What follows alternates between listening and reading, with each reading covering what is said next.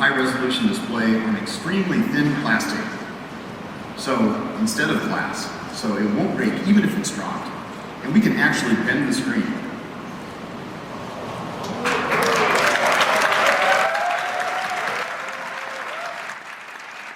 Hey everyone, Tim Schofield here.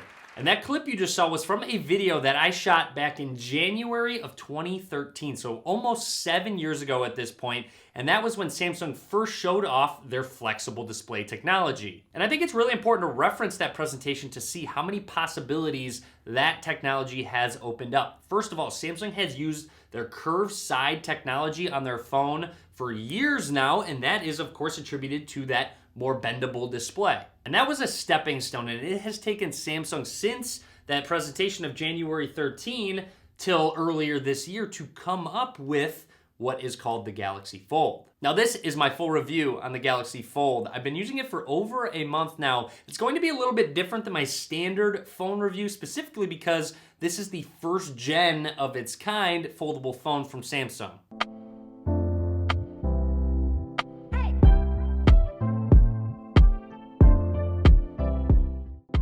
I bring up this time frame to put in perspective how much R&D, how much engineering must have gone into the making of the Galaxy Fold, and Samsung is one of the first manufacturers to use this flexible display technology in a foldable phone. And yes, this is a very expensive phone, starting at almost $2,000 in the US. Hard to justify purchasing that for a cell phone, but you have to kind of remember who the type of people are this would be specifically marketed towards. Thinking back to when Samsung first had announced the Galaxy Fold, the feeling inside that auditorium and within other media friends was just different.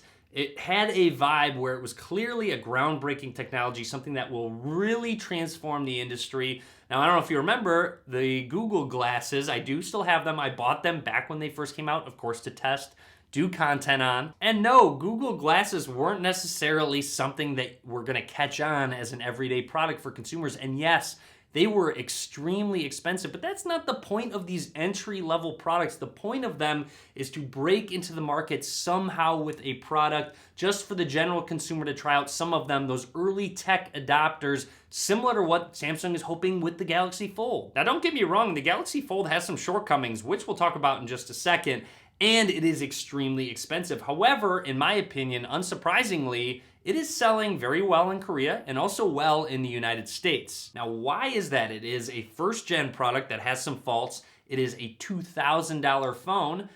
It's because of how cool the product is. It is an insane technology, being able to use a phone that has a smaller screen, and then if you have content you want to view more of, opening it on up to a larger screen. That is just something that really hasn't been as functional as this in the past. And I think that some people are taking the wrong approach, bashing the people that are buying the Galaxy Fold, and in all honesty, I think they should be thanking them.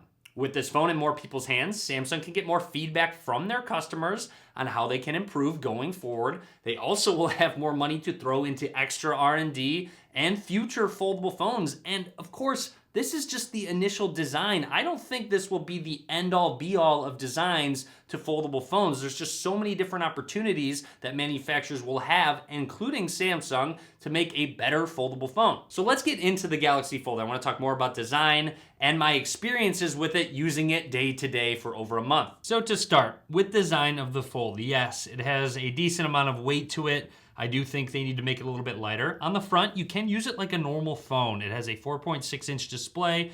Maybe you want to send a quick text. You can scroll through different apps. Just use it like you normally would on a phone. You can pretty much access any one of your apps on the front screen. Now, with 4.6 inches, I find that this is too small for me. I think they need to enlarge this just a little bit to make it more of an enjoyable experience. Even typing on it is definitely too cramped. I will say typing in landscape is pretty difficult for me. Now, Samsung does have a nice feature within their own keyboard where you can actually have a split typing experience, which is fine when you are in landscape. However, Samsung keyboard really isn't that good, if I'm being completely honest. I got too tired of the text correction not being very good, the swipe being really bad. So, of course, I went back to Gboard. However, I find that when I am in portrait mode, typing is completely comfortable. My hand is big enough to reach all of the keys in the middle of the screen very easily, so I can go ahead and get used to, hi, how are you doing, and type very quickly. Now keep in mind these shortcomings that I'm bringing up are things that I hope Samsung improves upon going forward, and I do understand that some of these are engineering constraints that they do have. For example, they have a lot of space above and below this main display. Maybe that's something they couldn't get around with this first generation, but I think as more and more come out, there will be less and less constraints engineering-wise. On the right side of the phone is where your power button volume rockers are with a fingerprint scanner below it, and that fingerprint scanner has been great, very fast, very accurate. However, they need to bump it up. I wish they just would integrate the power button and the fingerprint scanner as one. And of course, as you can see, you can press the fingerprint scanner and it unlocks your phone right away. Now, I find when I hold my phone and I carry it and walk with it, my hand will actually start to cover up the fingerprint scanner, so it will register it as a failed attempt. So many times I've had to actually manually input my pattern because it said, oh, you need to try and wait too many failed attempts at a fingerprint. Now, when it comes to the hinge, opening and closing the fold is extremely satisfying. There is a point that it gets to that you have to push it past to lock it in place. Now, the hinge itself, I find, it does loosen up like all hinges over time. So I find that it will have a bit of an angle. It won't be completely flat. You'll see there's a bit of a give to it. And then when it is closed, you can kind of feel the hinge moves a little bit back and forth. And I think over time, that's just how any hinge phone's going to work until they overcome that issue. Keep in mind that's something very minor, not something that's affecting my day-to-day use of this phone, but did want to mention that. And the Fold needs to be treated as a more fragile device than any other phone that is out now. Can't get wet. You can't go ahead and use any sharp objects like a fingernail on the display. When you push it closed, you shouldn't press on that middle crease and just close it. Be a little more gentle when you close it. So you can't really absent-mindedly use the Galaxy Fold. So when you go ahead and purchase a phone like this, you need to take those extra steps and extra caution when using it. Now, when it comes to that crease in the middle, I do find that you can notice it when you view the screen at an angle. However, when you look at it directly on, it is much less noticeable. When I'm consuming content, I really don't notice it at all. The only time I really do is when I have an all white or an all dark display. You can kind of see the crease just depending on how the light hits it. But day to day, it really hasn't bothered me much at all. On the front, you also have a bit of a notch for dual camera system. One's depth sensing, one's a 10 megapixel front facing camera.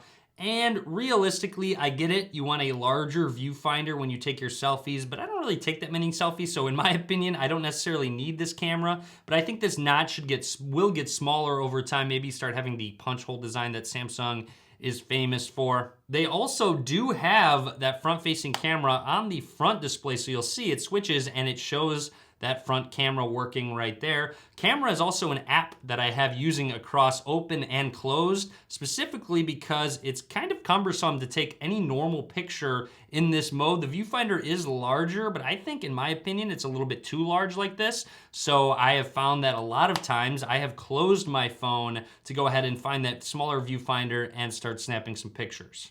I found that consuming content and playing games has been awesome on this phone. When watching videos, no, not on this front screen, of course.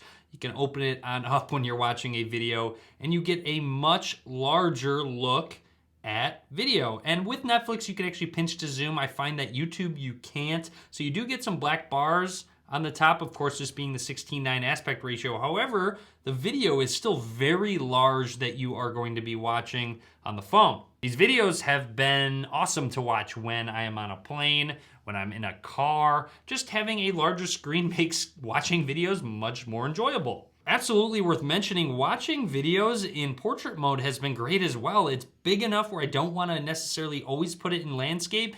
And when watching live content, I can read chat. I can go ahead and read comments on a YouTube video while enjoying the video in a larger screen. And gaming on this phone has been fantastic. You just have so much more screen real estate. It looks better. Now, I will say you pretty much do have to have the phone opened up if you'd like to game. Again, going back to making that front screen a little bit larger will help with some of those quicker games that you want to play. However, when you do have it opened up, it's so enjoyable to play games on the Fold. You also have stereo speakers on the bottom and on the top, and I do find that when I game, generally I will naturally hold it like this and I will cover up the speakers. So I generally have to flip it over like this when listening out of the speakers to make sure I don't cover them up. It seems like a bit of an issue, but you just kind of have to be conscious about how you're holding it horizontally when you are watching a video or gaming. I think an underrated feature when you have the larger screen when opening up the Fold is just reading in general, whether you're reading a book, specifically contracts as well, not having to scroll a ton. You can kind of sit back and know you don't have to really touch your phone for a good amount of time because you have all of this text that you can read all in one spot. Whereas, of course, if you had maybe a smaller phone or a smaller screen, it wouldn't have nearly as much text on the display. Samsung's also done a great job implementing multitasking. A quick swipe from the right and you have your favorite apps to multitask with, or you can press this icon and bring up all of the apps to multitask.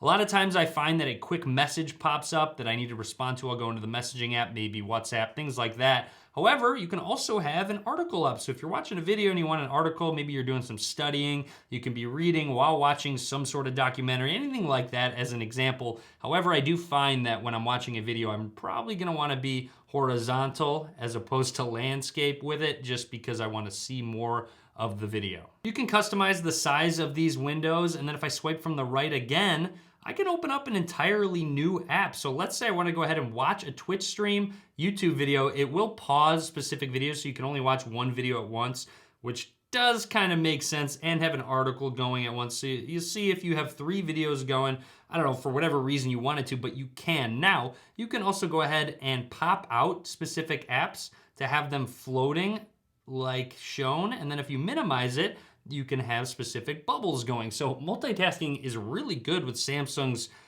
implementation within the software. I can have a bunch of these bubbles going. I can have a pop-out app going, and you'll see back and forth pausing videos, but it doesn't necessarily need to be a video. Maybe it is my messaging app that I have open, just minimized here because I know I'm gonna be texting someone again, pop it out, respond real quick, and then hop back into my video.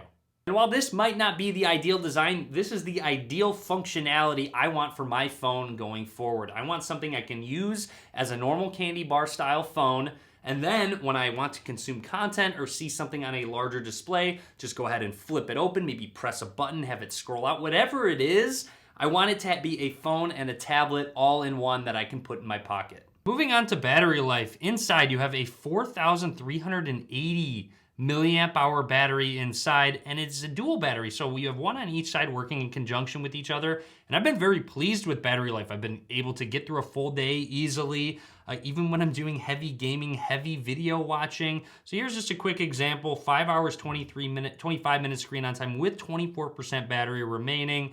You'll see here 5 hours 27 minutes with 20% remaining. Heavy use, 5 hours 14 with 3%. And overall, I'm extremely happy with the usage I've gotten out of the Fold and its battery life, specifically because I'm going to be using it more and more to do things like gaming, watching videos when traveling. Really happy with how Samsung has actually optimized battery life and made it good enough for a foldable phone. And on the back, you have your triple camera setup, your standard wide angle, ultra wide, and telephoto lenses, exactly what you would expect from a flagship phone. I'm not gonna go too in detail with the camera system because it's pretty much the same thing as the Note 10 Plus, which I already have done a review on, but I will be showing some pictures taken with the Fold. And you do have all your standard modes: live focus, super slow-mo, slow motion, hyperlapse modes. And when it comes to Samsung's cameras, I'm very pleased with them. They offer a lot of variety with settings and options. They aren't necessarily the best point and shoot, but definitely in the top 5 of cameras out right now. In summation, there's 2 main things that needs to be a priority for Samsung to make this a more mainstream product. First of all, durability. It needs to be something that consumers are more confident that it will last long over time. And second of all, price. They need to bring that price down to get it into more people's hands. And that's everything I want to talk about for now with the Galaxy Fold. I hope you enjoyed this review video. I really put a lot of thought into everything I wanted to say on camera. So hopefully you liked it. If you did, be sure to click that thumbs up button. Be sure to subscribe as well. More content coming on other foldables, probably on the Galaxy Fold as well. So be sure to subscribe. And as always, guys, thank you very much for watching.